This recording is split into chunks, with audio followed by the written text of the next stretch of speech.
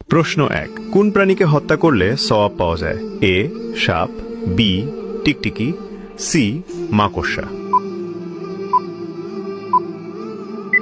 সঠিক উত্তরটি হবে অপশন বি টিকটিকি। আপনি যদি আমাদের প্রিয় নবীকে ভালোবাসেন তাহলে কমেন্ট করুন আই লাভ মোহাম্মদ। প্রশ্ন ২ কোন প্রাণীর মাংস খেলে উজু ভেঙে যায়? এ গরু, বি উট, সি ভেড়া। সঠিক উত্তরটি হবে অপশন বি উট। প্রশ্ন ৩ ইসলামে ব্যাঙ খাওয়ার বিধান কি?